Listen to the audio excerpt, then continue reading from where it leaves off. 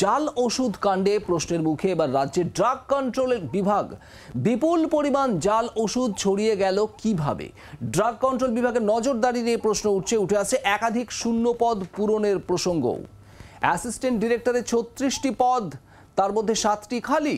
Senior inspector থাকার কথা ৫০ জন, সব পদই খালি। ড্রাগ ইন্সপেক্টর থাকার কথা ৯০ জন, রয়েছেন ৭৭ জন। ড্রাগ কন্ট্রোল বিভাগে গাড়ির সংখ্যা মাত্র একটি। কর্মী আধিকারিকের সংখ্যা পর্যাপ্ত নয়। এই ড্রাগ কন্ট্রোল বিভাগ, তাদের নজরদারি নিয়ে প্রশ্ন উঠছে।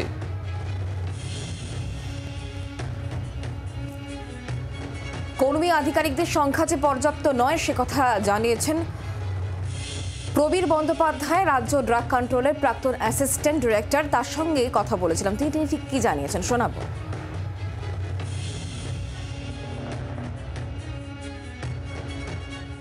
একদম টপ পোস্ট ধরি, ডিরেক্টর অফ ড্রাগ কন্ট্রোল খালি, সেখানে ইনচার্জ দিয়ে কাজ চালানো হচ্ছে। Additional director of drug control সেই পোস্ট খালি। Assistant director of drug control প্রায় 7টা পোস্ট খালি। সিনিয়র ইন্সপেক্টর 50টাই খালি। ইন্সপেক্টর 90টা থাকার কথা, সেখানে আছে 77। এইভাবে যে অবস্থাটা চলছে স্টেট ড্রাগ কন্ট্রোলের, এটাকে ইমিডিয়েট যদি চেঞ্জ না করা হয় তাহলে কিন্তু আমরা যে ভিজিলেন্সটার কথা বারবার বলছি সেই ভিজিলেন্সটা কিন্তু কন্টিনিউ করা যাবে না। আমরা বিষয় নিয়ে আরো জানবো, কথা বলবো। অয়ন শর্মা এই মুহূর্তে আমাদের সঙ্গে রয়েছেন, আমাদের প্রতিনিধি টেলিফোন লাইনে। অয়ন, রাজ্য ড্রাগ কন্ট্রোলের যে নজরদারি দরকার সেই নজরদারিটা হবে না বা হচ্ছে না, কারণ পরিকাঠামোগত বেশ কিছু সমস্যা রয়েছে, সেটাই কি তাহলে তুলে ধরা হচ্ছে?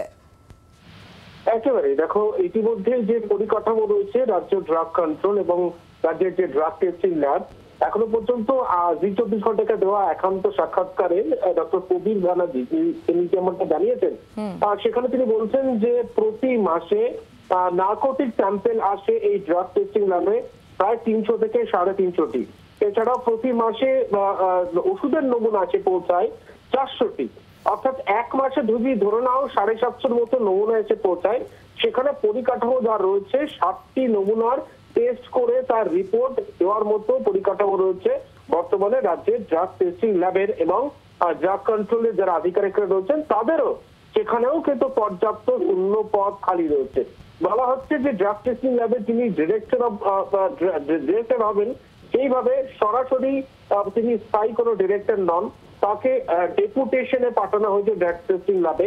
পাশাপাশি ড্রাগ যে অ্যানালিস্ট যাদের থাকার কথা, সেখানে ড্রাগ অ্যানালিস্টের সংখ্যাও যথেষ্ট পরিমাণে কম রয়েছে।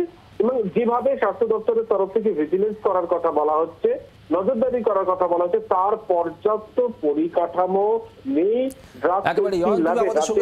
প্রবীর বন্দ্যোপাধ্যায় তিনি এই পরিকাঠামোর প্রশ্নে, রাজ্য ড্রাগ কন্ট্রোল বিভাগের যে পরিকাঠামো তা নিয়ে আরো কি জানিয়েছেন শোনাবো আপনাদের।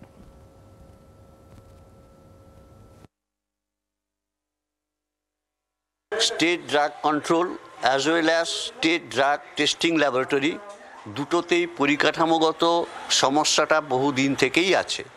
যে টেস্ট যেখানে করা হয়, পশ্চিমবাংলার একমাত্র government laboratory state drug testing laboratory, সেখানে ৪৭ জন টেকনিক্যাল স্টাফ থাকার কথা, স্যাংশন পোস্ট, কিন্তু এখন মাত্র আছেন ১২ জন। তার মধ্যে আবার ৬ জন কন্ট্রাকচুয়াল, ৬ জন পার্মানেন্ট। এই যে কাঠামোটা, এটা দীর্ঘদিনে, আজ থেকে ৪০-৫০ বছর আগে সেটা স্যাংশন হয়েছিল, সেটাই চলে আসছে।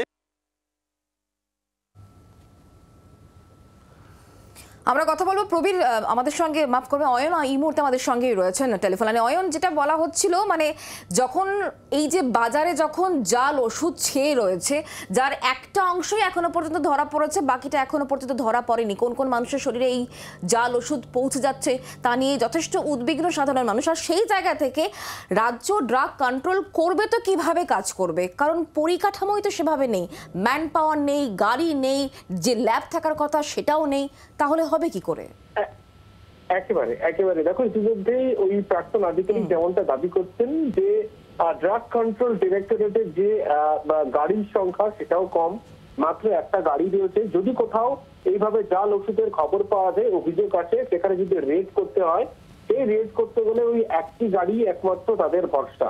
এবং পাশাপাশি একেবারে সব থেকে চাঞ্চল্যকর বক্তব্য তিনি যেমনটা বলেছেন যে রাজ্যের ড্রাগ কন্ট্রোল ডিরেক্টরেটের একজন যে ডিরেক্টর হওয়ার কথা সেই জায়গায় দাঁড়িয়ে সেইভাবে ডিরেক্টর বলে কেউ নেই, একজনকে দায়িত্ব দেওয়া হয়েছে, তিনি ইনচার্জ, অর্থাৎ সরাসরি কোনো তিনি ভাবে একবারে নিযুক্ত নন এবং 6 জন পদাধিকারী থাকার কথা, 6 দিনই রয়েছে। না, তাহলে রাজ্য ড্রাগ কন্ট্রোল কি শুধুমাত্র নামকা বাস্তে রয়েছে? দেখো, সেই অভিযোগটাই কিন্তু করছেন প্রাক্তন যারা আধিকারিকরা রয়েছে, তারা কিন্তু সেই অভিযোগটাই করছেন।